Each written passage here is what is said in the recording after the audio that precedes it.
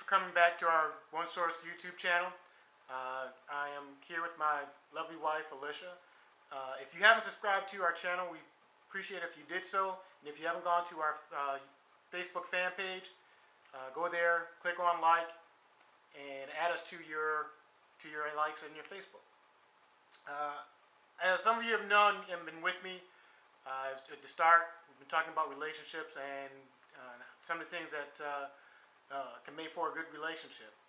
Last segment we left off was knowing who you are, and this second part was knowing who you are in a relationship. And I thought it was a good idea for me to bring in my wife, Alicia, who I've been speaking of, and who has made this journey of enlightenment and how to become a good spouse, husband, and partner during this venture. And we were sitting and talking, and that's where I get some of my, most of my ideas from. But as we have been sitting and talking, she thought it was a good idea that we actually put this, what we were discussing, on video and make it a part of our knowing who you are and knowing who you are inside the relationship segment. One of the things that we were speaking of was what was my next direction and where I was going. And I had just mentioned knowing who you are enhances knowing who you are inside the relationship. As we were talking, and some of the things that I know that I do, and in knowing how she is with some things, being, I guess, talking about being a whirlwind. She is a whirlwind when she gets upset, and a lot of that time, if I'm not the calm in the storm, I can be sucked up within that venting.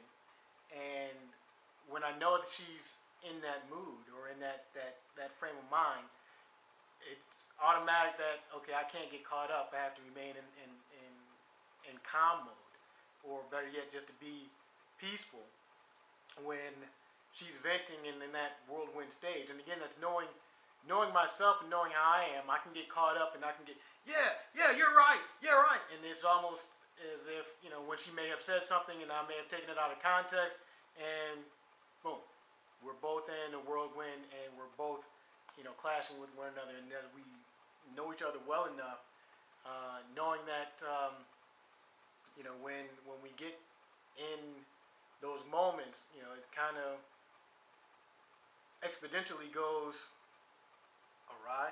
Would that be a good? Yeah, but also in the beginning of our relationship, I would have those moments where I needed to vent, and I'm very animated when I vent, and I get a little loud, and you would think that I was mad at you and taking it out on you until you got to know me better, and I was just venting at that point. Exactly. I mean, so that's another part of knowing your spouse and knowing yourself. And that's part of, like I said, knowing who you are inside a relationship. And it doesn't mean that it's a title. I know that within our relationship, I am the masculine aspect of our relationship, where she is has some challenges. That's my strength, and when I have my challenges, that's her strength. But just because I'm that masculine aspect of our relationship, that doesn't mean that I'm the man. Although I am the man, but but you don't want to get caught up in those stereotypes. Exactly. You're equal partners. Exactly. And it's not, like I said, it's not a title. It's just how we are inside our relationship. And when, like I said, when she needs that aspect of me, I know that I'm not, feeling my oats, so to speak, and falling into that stereotype of being the man. I'm just that aspect that she needs me to be when she needs me to be that. Would that be it? Yeah, that's definitely. And when we have our issues, say I'm upset with you, I do tend to get a little boisterous sometimes. Mm-hmm. But I've been learning how to kind of hold myself back because of knowing you and knowing, you get kind of upset, or, you're not sure how to take me sometimes. That now I've kind of learned to, okay, if I tone myself down a little bit, he's going to understand what I'm saying rather than get right on the defensive. And then there's actual hearing and listening, and then we can solve our problems. Exactly. But the second I start getting really mad, or you start getting really mad, or we start getting loud, the other person turns off their ears. There's no more listening. No more listening. And that, again, that comes from knowing who you are and understanding, how your relationship is, and knowing, like I said, knowing when I say knowing your place, it's not knowing your place. It's knowing where you stand when certain things start to happen. As an example, we were speaking through email while I was somewhere and we were talking back and forth. Alicia had some revelation through scripture, reading the sacred text, and she wanted to discuss it deeply at that time. And her thought patterns had taken her to a deep level of thinking. And at the time, I couldn't devote myself to a deep intellectual conversation with her about what she had experienced, what she was feeling, what she was thinking of, and where those thoughts were taking her. And she thought I was dismissing her and dismissing her thoughts. Why? Why? Because what did you say? I don't know. You said you're thinking too deeply. Deeply was the response that I gave back. And I felt that, that discounted my feelings. Like, and I think if you had said, well, I really can't talk right now, can we talk about this later?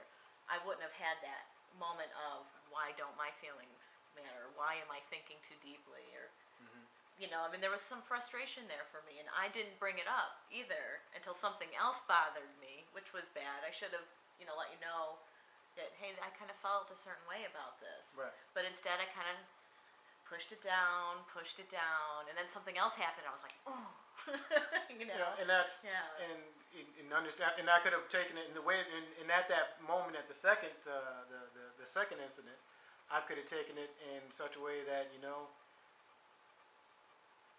forget this. I could squash the situation, and it may have just escalated into a grave misunderstanding and back into a fight. But now understanding and knowing how she is, like, okay, we had to peel back the onion a little bit, and that's where did that stem from? Where did that come from? And let me explain a little bit more about where I was coming from at the time. And again, I'm trying to understand your spouse and understand yourself and understand the relationship that you're in. We have a tendency sometimes, when voices are raised and we don't listen, and when we're tired, we may not hear as deeply as we should, or at some particular moment we may not be able to give that undivided attention that our spouse is looking for. And it's incumbent that we understand where we are inside the relationship at that particular point in time, at that particular place. Knowing our place inside the relationship. Knowing that, sweet, I may not be able to listen to you right now, or I may not be able to devote my whole entire attention to you right now. And it's hard, what I'm saying now is something that, can you say it, could I have said at the time, we always say hindsight is 20/20. Could I have said, in that email, going back and forth? Yes. But was, my, train of thought was someplace else. But I just wanted to, I guess mention or pull her back, so to speak, from going too far deep into a thought, but just kind of, hey, hold where you are right now. Meditate and think on where you are right now instead of going further. And when I have another opportunity, we can talk about where we are and maybe travel down that thought together. But sometimes we don't think in that fashion, because we are so wrapped up where we are, what we're doing, or the kids are running here, kids are running there. We've got this boss yelling at us. We got this deadline to meet. We have something that is drawing our attention. And if we don't take a step back from that, and again, when we look back in the text or in the sacred text of Adam and Eve, and we see that they're working, and we see that they're tilling in the garden as well, and Eve is taking care of the kids, and Adam is going out to the 9 to 5, coming back, but they're not making time to understand where they are in that relationship. Hey, we've got this bill we've got to do. We've got that bill that's coming due. We've got this that's going on, and we got that that's going on. But she may have said, again, prime example. There was a poster, a corkboard that I was hanging up. Was it where Alicia wanted it? No, it wasn't. It was it was not where she wanted it. And I took that opportunity because she had said it several times. We need to put this up. We need to put this up. We need to put this up. But because I was working, she was working, and we have this going on, we have that going on, and we had the grandkids, and like at some point in time we had stopped, and it was at that particular point in time that I had heard a video that we were watching where someone was doing exactly what we were attempting to do had we just put the frame up. So I took it, upon myself, what, we're going to do this right now. So I took the frame, put it up, but I asked, hey, do you want the frame here or do you want the frame there? She had said, well, I want the frame here, but there was something else in that place. And again, I was tired. I was, look, I just want to get this frame. I just want to get it up and get it done, and we'll call it good. But she came out and said, that's not what I said. I want the frame, But again, from that perspective, I could have, well, yeah, it is because you said this, and look, there's something there already. Instead, I'm like, but okay, we can take it down. And where do you want it? And that whole, I told you already where I wanted it. How many times do I have to say the same thing? and with many relationships, we do that to one another. You say, well, I told you already. Okay, or that whole, that whole thing, don't you know? No. Well, and the irony of all of that is, the next day, he's saying something, and am I listening to him? No. So I can't even get mad because I do it too sometimes. Yes. I mean, we're human. We do. But the thing about it is knowing that we do that, but it's not the catalyst to get into an argument or get upset.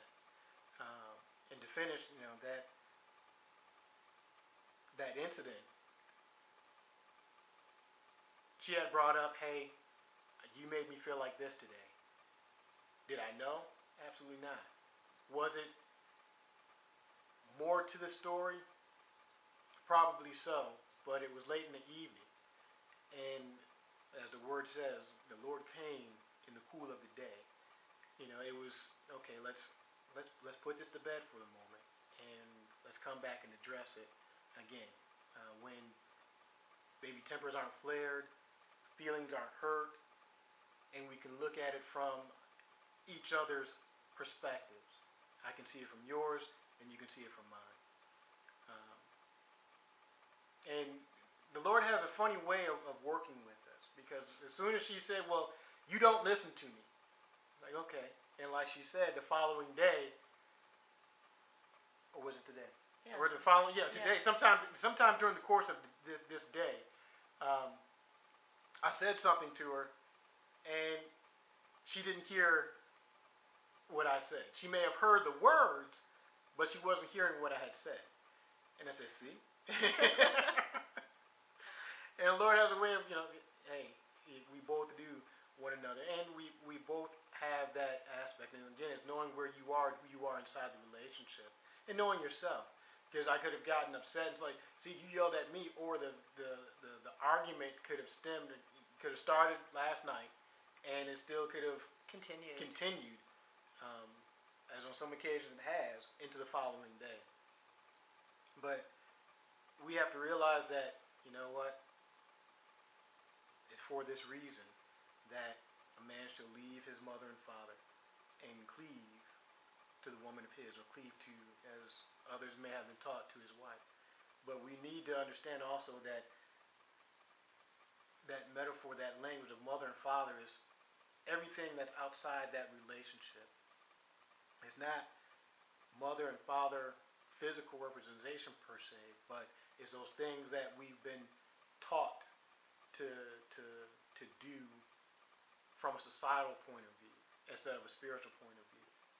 And that's where our relationship needs to be built, because again, as Adam knew his wife Eve, and they gave birth again to a son named Seth. And if you look, deeper into the word and the meaning of Seth, you'll understand there's a spiritual connotation there. And we're almost just out of time here for the moment, but we're going to come back again in another third segment to continue into knowing who you are inside the relationship, which is goes a little bit further and deeper, and how we can relate to one another, how we should be relating to one another, based off of as we think we are, and evolving, within ourselves, and also evolving with one another, and also evolving inside the relationship. Like I said, that's more the time that we have. Thank you for coming to our YouTube channel at One Source. Again, subscribe to us. If you haven't gone to our website, go to our website at www.onesourceonehope.com, and also go to our fan page, our Facebook fan page, and like us there. Our peace we leave with you, our peace we give to you.